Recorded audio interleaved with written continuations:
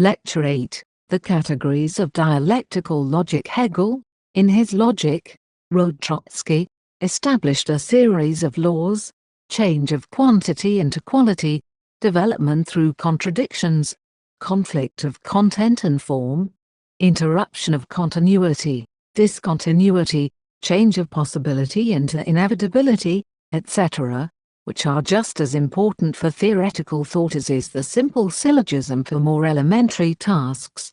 In Defense of Marxism, page 61. Every one of these logical laws is organically connected with the others, not, as Hegel believed, because each one is a specification of the absolute idea, that is, a product of thinking, which he identified with the ultimate being of things, but because each one corresponds to some particular phase or aspect of the material reality of the universe. It is therefore possible to approach these laws as a whole through consideration of any of them, just as it is possible to discover much about the general conditions of the earth through study of a particular area. In this discussion, we shall approach the laws of dialectics through a consideration of the relations between essence and appearance, like quantity and quality, form and content, and similar pairs of ideas.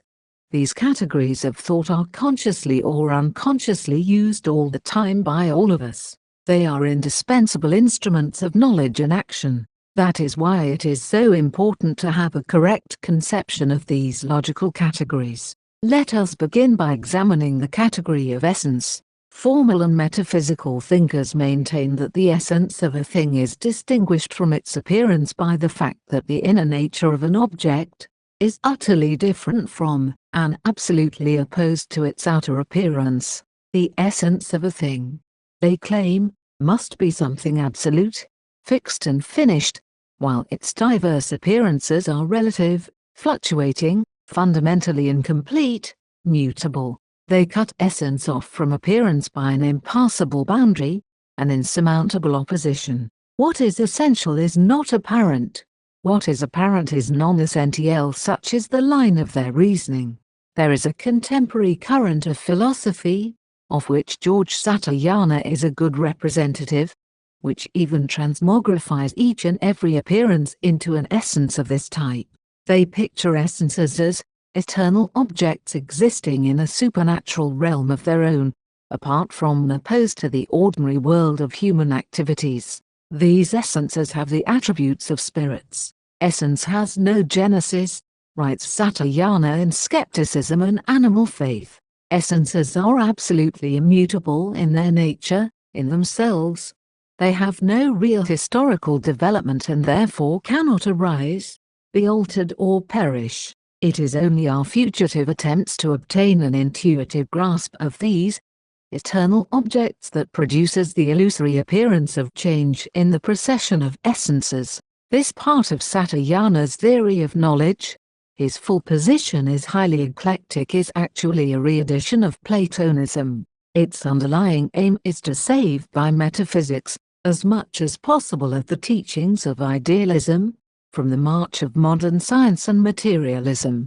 Although Satayana does not make any original contribution to philosophical thought, his viewpoint on this matter has the merit of rendering explicit in regard to essence what less consistent thinkers leave muddled and unclear. Moreover, Satayana's erroneous conception of essence is shared, not only by idealist philosophers, but also by many people who lack philosophical knowledge and dialectical training. This problem of essence especially puzzles those whose minds have become somewhat sophisticated or adulterated by contact with philosophy, as taught in the colleges. They too think of the essence of a thing as something absolutely permanent, fixed and final, as radically different from the appearances of the same thing. Incidentally, that is one reason why these two particular categories have been chosen for analysis.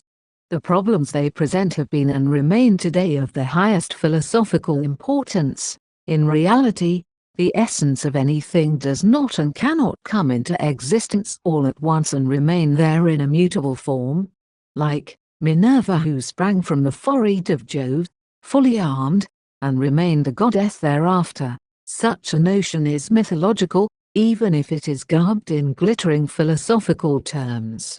The essence of a thing develops and is realized along with the process of development of the material thing itself.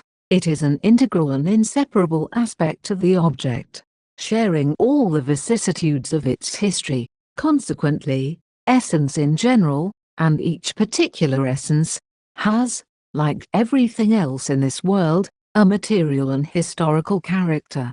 It comes into being under specific conditions, develops into and through various forms, and eventually goes out of existence, together with the perishing of the thing itself. Moreover, its course of development has a dialectical or contradictory character. The essence of a thing never comes into existence by itself and as itself alone. It always manifests itself along with and by means of its own opposite. This opposite is what we designate by the logical term appearance. It is through a series of relatively accidental appearances that essence unfolds its inner content and acquires more and more reality, until it exhibits itself as fully and perfectly as it can under the given material conditions. The essence of a thing is what is necessary for its appearance, the totality of qualities without which it could not exist. At the start of a thing's development, its essence may be almost wholly submerged in that particular appearance, and superficial people will tend to identify the two as an indivisible whole. In natural science, electricity was identified with the property of magnetism, in connection with which it was first detected and studied. In the political development of the working class, the leadership of the international socialist movement was identified with the first, second or third internationals, but with its subsequent development, the thing slows off its original form and assumes new, different, and even contradictory appearances. Here the necessity for distinguishing between essence and appearance, the relatively permanent core and changing surface of things, becomes a theoretical and practical problem. Here also is the source of the error of metaphysicians. They see the need for distinguishing essence from appearance and separating them from each other, but they are blind to the equally urgent need to see their unity, their interconnections, and their conversion, under certain conditions, into one another.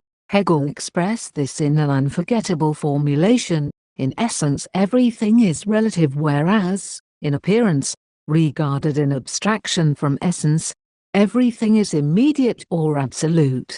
Let us take, as an example, the human being. The human being first appeared, not in its fully developed essence, but as an animal hardly distinguishable from its immediate ancestor, a man-ape. In the further course of biological and social evolution, the man-ape turned into an ape-man. Since then the human species has more and more discarded its ape-like characteristics, and acquired its own distinctive ones. We are in many respects different from the Neanderthal cave dwellers. Where, then, is the essence of humanity to be found? It is present and operative in differing degrees in all the past stages of human growth, as well as in its prevailing form, and yet its essence is still in the midst of realization. In fact, we are only at the beginning of that process. We display in class society only a small and stunted fragment of man's essence.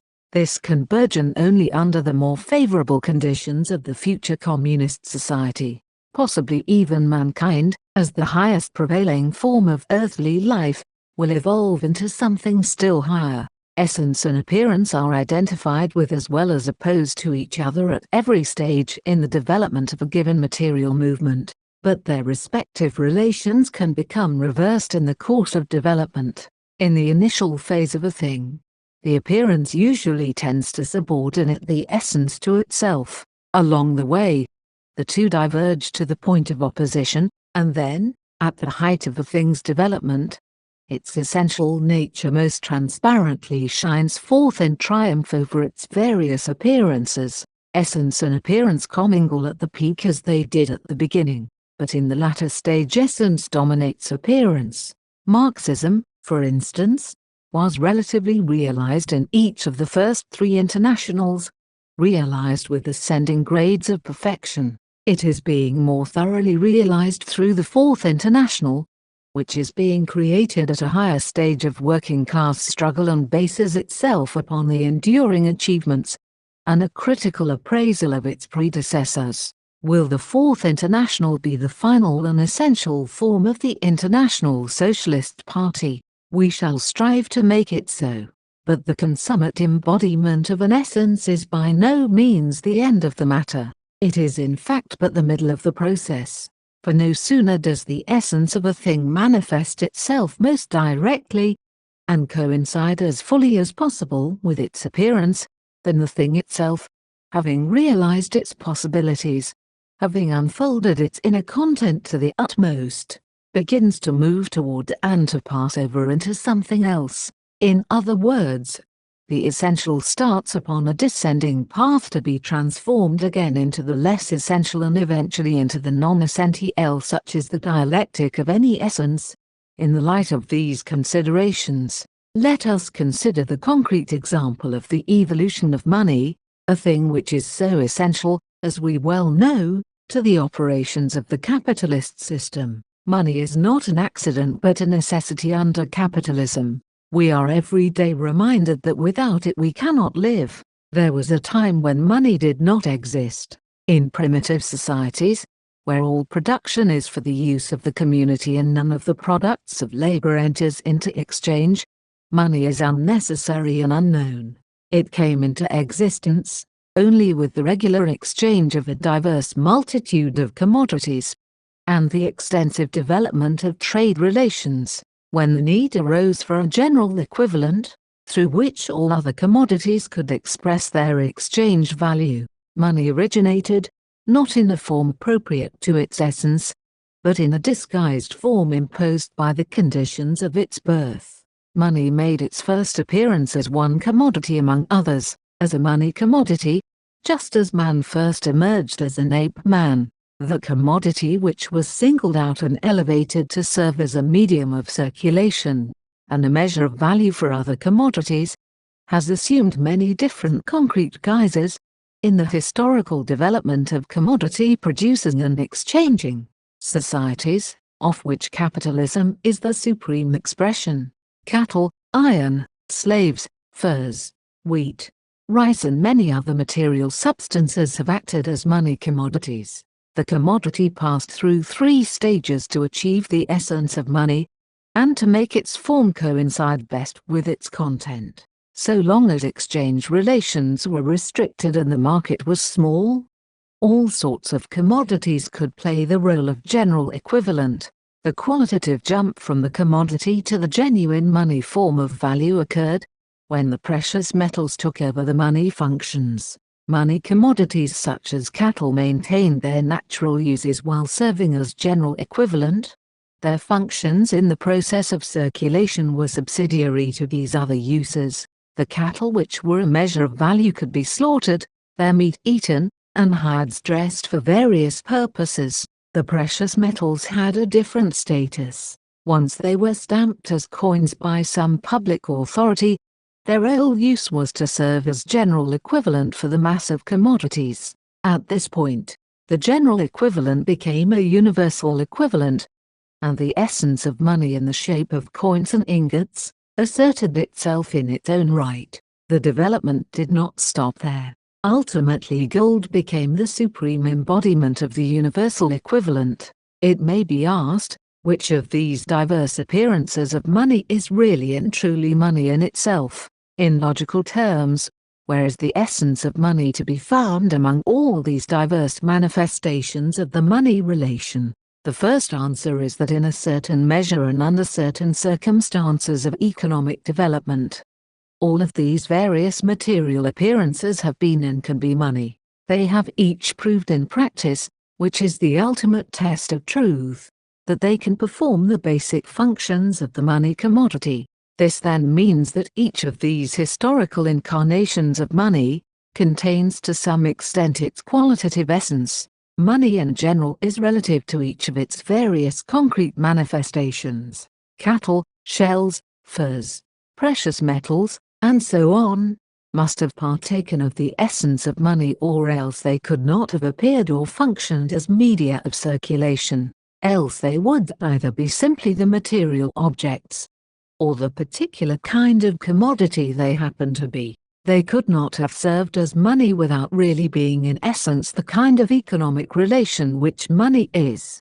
But that is only one side of the matter. It is obvious that, if each and every one of these forms of money contained some part of the essence of that economic relation, no one of them contained the entire essence of money. Each, taken by itself, embodied no more than a share in the essence of money, just as each stockholder holds only a given portion of a corporation's stock. Each individual money commodity is essentially, of necessity, no better than a defective, superficial, episodic representative of the economic relations and functions exhibited in and through the money form. On the other hand, since each in its own way, and according to its capacity incorporated, and carried on some of the essence of money, we must recognize that all the constituent members of this series of money forms have contributed to the realization, the clarification and perfection of the essential money form. They constitute transitional forms in which the essence of money makes its appearance, the accidents which go to make up its necessity. So we see that essence, instead of being something fixed and simple in nature, is composed of various grades, which constitute a hierarchy of essence. We can proceed, and things in their evolution progress, from the less essential to the more essential. In other terms, the quality of a given essence can become quantitatively greater or smaller. It can grow in extent and in content. It can, step by step, become defined or determine itself into different grades or forms of its being. The essence of a thing always manifests itself inextricably intermingled with its opposite, which is one or another of its appearances. In general, the more essence, the less appearance; the more appearance, the less essence at hand. These two united determinations of reality and thought appear together, but in inverse ratio to each other. Money in the shape of cattle, for example, had only begun to differentiate itself from and oppose itself to the mass of other commodities. It is little more than one commodity standing slightly above other commodities. The essence of money makes only a feeble appearance, in this embryonic form of money, in uncivilized societies. It is not until money assumes the form of coin, and finds a material embodiment in the precious metals, that its essence begins to predominate over its appearance, and the general equivalent graduates to a universal equivalent. How clearly and thoroughly can essence show itself, detach itself from mere appearance? The purity and perfection of the realization of any given essence depends upon the material circumstances governing the development of the thing in question.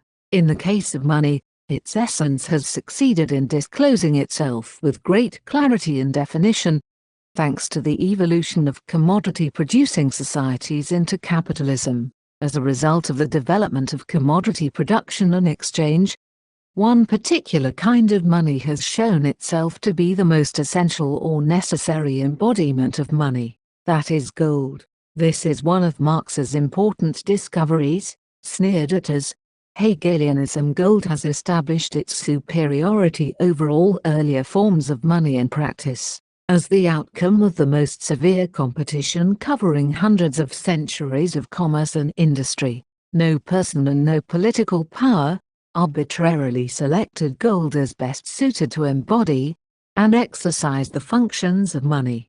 That status was fundamentally determined by an extensive series of economic processes and causes, whose result political authorities had to ratify in their legal codes and everyone else had to recognize in everyday economic relations.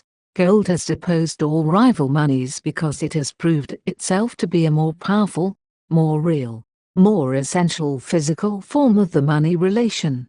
The example of gold demonstrates that, for all its absoluteness, essence remains relative to the less essential, or non-essential, forms of money.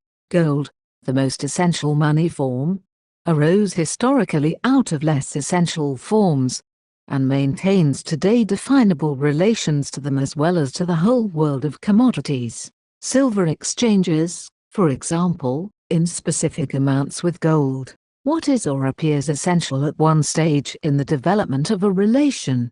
And every single thing is either a relation or a constellation of relations, becomes non-essential or less essential at another stage of development. Earlier in economic evolution, it looked as though silver might be the money commodity par excellence, and that gold would have to take second place. Silver was then more valuable than gold, but with subsequent changes in technological and economic conditions, this relationship between silver and gold became conclusively reversed. During the 19th century it was proved that not silver but gold was supreme. Silver turned out to be but a passing and subordinate representative of the money relation, and receded into the background with its obsolete predecessors. Today gold is absolute monarch, not only in respect to money forms, but also in respect to the entire world of commodities under capitalism. Every other commodity is inferior to gold and must bow down before it. Gold is value incarnate.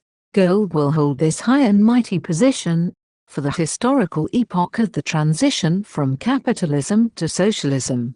In the transitional economy, as also under capitalism, the sole authentic money is that based on gold, wrote Trotsky in The Revolution Betrayed. But this position of absolute economic power held by the money form, which spans so many different organizations of society, is likewise relative and limited. It too will endure for no more than a passing stretch of historical evolution. In socialist society money will begin to lose its magic powers and tend to disappear. The death blow to money fetishism will be struck only upon that stage when the steady growth of social wealth has made us bipeds forget our miserly attitude toward every excess minute of labor, and our humiliating fear about the size of our ration, having lost its ability to bring happiness or trample men in the dust. Money will turn into mere bookkeeping receipts for the convenience of statisticians and for planning purposes. In the still more distant future, probably these receipts will not be needed. But we can leave this question entirely to posterity, who will be more intelligent than we are.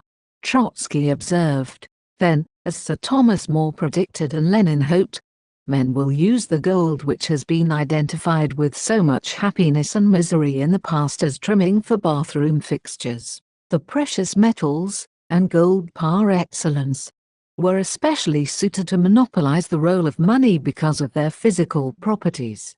They were malleable, ductile, highly divisible, homogeneous, durable, readily portable and easily recognizable. Even more, because of their relative rarity, they represented a large amount of exchange value in a small volume. They incorporated a great deal of labor in highly condensed form. Many people mistakenly believe that such conspicuous physical properties by themselves make these metals into precious objects, with miraculous powers. That is the appearance, not the reality, of the matter. Money is a highly developed form of value which exists only in commodity-producing societies.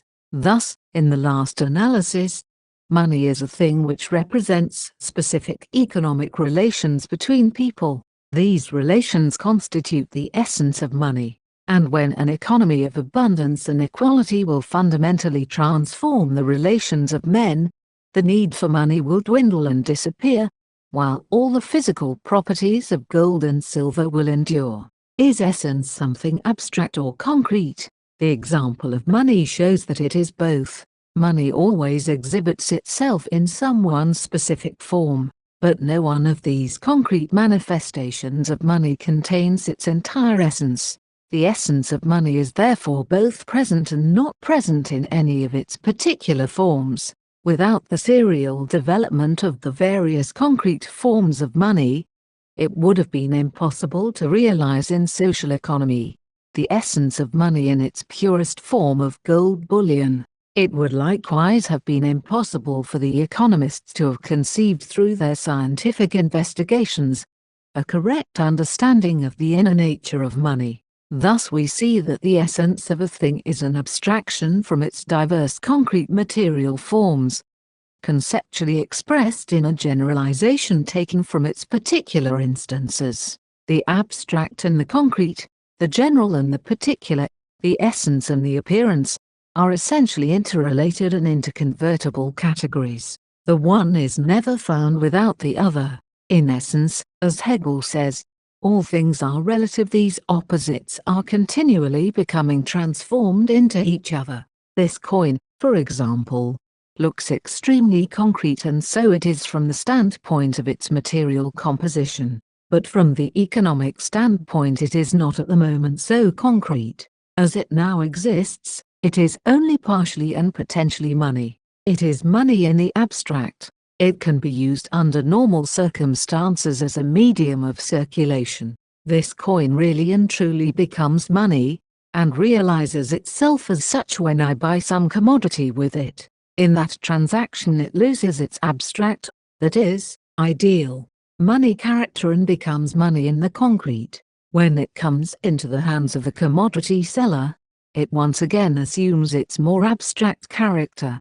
This transmutation of predominant features goes on perpetually in the process of commodity circulation. It is the same with all other categories in all other domains of existence. Let us examine the relations between the categories of quantity and quality through this example. Money has as its starting point, not money.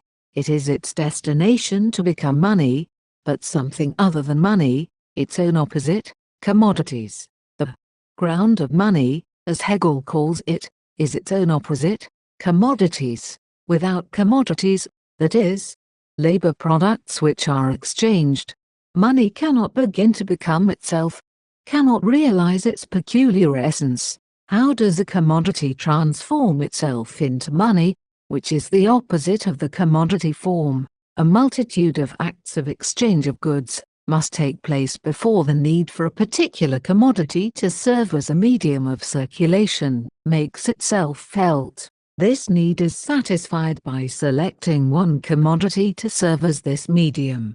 This is usually, as Marx points out, the most important commodity, such as cattle, grain, or furs. A specific quantitative development of exchanges is therefore the prerequisite for the qualitative generation of money as a new economic property. The new quality of money appears as the necessary result of the quantitative accumulation of acts of exchange. The production of this new economic quality occurs in a revolutionary way and has revolutionary results. It more and more splits the world of commodities into two opposed poles, into particular commodities on the one hand and the money commodity, which is their universal equivalent, on the other. The ultimate result of this split is exhibited in the crises of capitalism, where commodities cannot be exchanged for money on a world scale. This leap from quantity into quality is no fiction, but a true logical expression of what actually occurs in real processes. The germ of the money relation is latent in the existence of commodities. As soon as men begin to say in the marketplace, "This is worth that," and exchange the products of their labor on equivalent terms, the preconditions for the production of money are generated. This possibility becomes transformed into necessity with the increasing quantity of such transactions.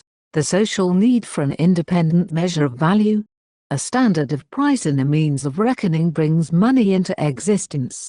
Given a sufficient quantity of different commodities and number of acts of exchange, it is eventually necessary to find one commodity among the many to serve as money. When men say, "This is worth that," then they soon find that they must have something of which it can be said, "All things are worth that." This commodity becomes the money commodity. When national paper currencies became valueless during the Second World War, cigarettes temporarily acquired the functions of money. The dialectical process of development does not end with the transformation of quantity into quality.